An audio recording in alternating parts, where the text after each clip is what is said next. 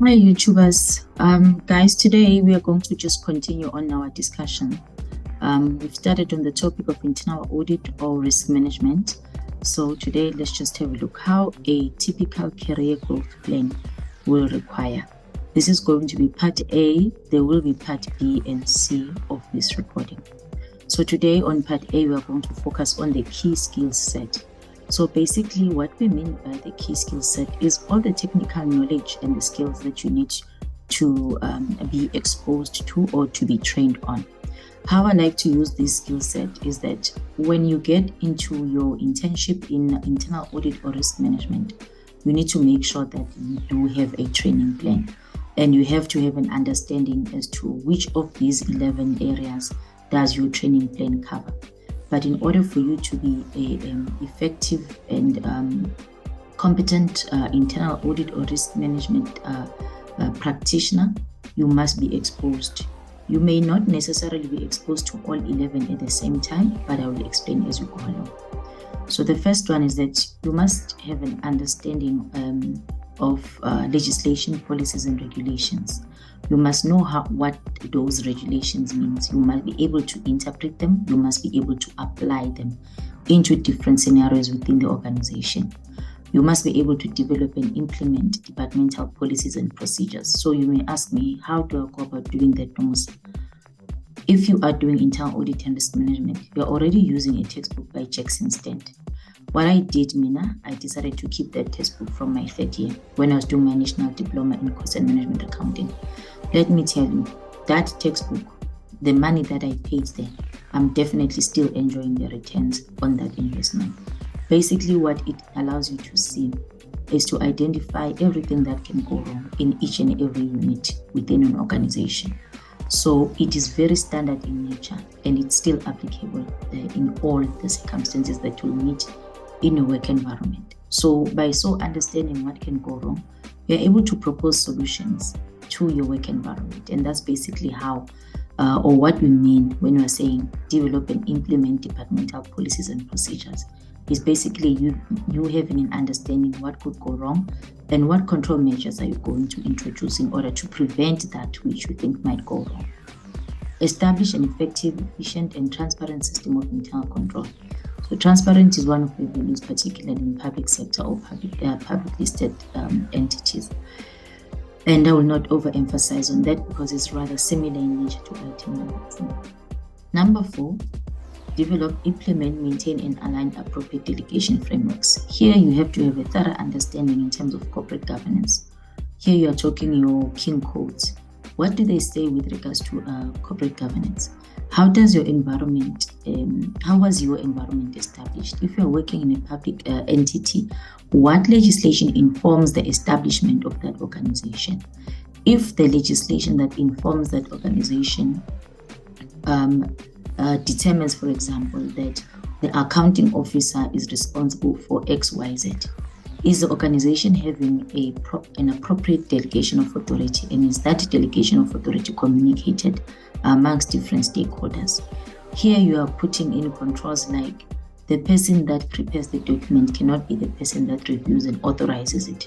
So those delegation frameworks, you need to have an understanding in terms of what are the good practices with regards to delegations, and you need to be able to recommend them to your work environment. Item number 5 is facilitate and coordinate all assurance services. So here we are talking about your ability to conduct audit. So we are talking about your recalculation, verification, and etc. You guys know better about this because item 5 is the one that most of you are familiar with. But as you now know, there's more involved into internal audit risk management. Item 6 is you must be able to facilitate, coordinate, and prepare and respond to oversight under related committees. One of the things about internal audit in a big organization, it's usually seen as a very independent structure because whilst they provide assurance, they must be independent and not be seen or would maybe they favor one department over the other. So usually they will report to a risk committee or an audit committee structure. So it depends which one you're specializing with. If you are doing risk management, you'll have a risk committee that appoints a chairperson. So a chairperson in that committee those will be people that don't work in your organization on a full-time basis. They come on a monthly basis for a meeting, then you present reports, and there's governance and guidances that guides you how to go about that. So on the internal audit side, you prepare your reports to your audit committee. So it's important then that you must be able to communicate at all levels, because you will not be communicating with just clerks and junior people. You are actually the one who holds the red pen and review people around and review your peers from every level of your organization. Number 7 is being able to monitor, evaluate, implement, provide support, and report on the departmental governance frameworks. So on the interdepartmental governance frameworks, some of the things that you can think about there is the Public Finance Management Act. But specifically, let's bring it close to home and talk about supply chain management. You know that in public sector, those are very critical legislative requirements. So you must be aware of what legislation governs your specific environment and what is required of it. Number 8, develop an appropriate financial information retention system. So basically here, you are always talking about business continuity plan, even though this one talks to financial information. It just talks to the global organization. Should anything bad happen, or maybe a crisis on the server dies or it's damaged because of the continuous load shedding, is there a business continuity plan? You know, how is the ICT environment or infrastructure set up? Should there be a need to access information from anywhere in the world? How is that infrastructure set up? So that's quite important. Item number 9. Okay, what I want you to be aware of is that once we start to get from 8, 9, 10, 11, and once we start talking prevention and retention, those are specialties which are, in my experience, I mean, I'm not saying that's the rule, but I always see them around risk management. And then the other items, item number 2, 3, 4, 5, 6, and 7, I usually find that they are more into internal audit. So usually how departments separate their organizational structure, they'll have an internal audit function, and they'll have a risk management function. So once you see prevention and stuff like that, you know you're talking more on risk management, and they inform the internal audit, and internal audit goes and reviews the implementation. So item 9 is also very common. People are quite familiar with the fraud prevention plan, because you are always working with money, and we know that it is an inherent risk. So item number 10, implement and maintain a departmental loss control system.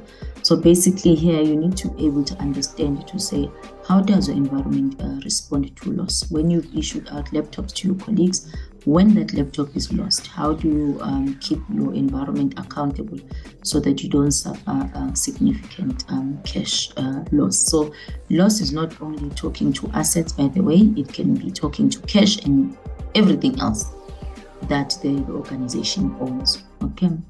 Then lastly, this is the ability to inspect effectiveness of control in respect of financial and financial related systems. So when you are talking assurance, you are talking risk management, you are talking inspecting effective controls on a monthly basis or regular basis. Really your job is review, interacting with people. If you really enjoy this job, because on a daily basis, really, awubhali nje abantu abakhulumayo kuphela, but uphinde ubaripote futhi. Uma uqeda uphinde ubuyele ukubatshela ukuthi ngintshela ukuthi ngiyakhuluma. You must stop talking. So I hope you find this video very informative, guys. And ukubhala abantu abakhuluma is something that I grew up doing, but again, I'm not specializing in this area. Let me know if this is informative and how it's helping you and opening your mind in your career planning process. From me, Nomo Samalaji, is goodbye and God bless.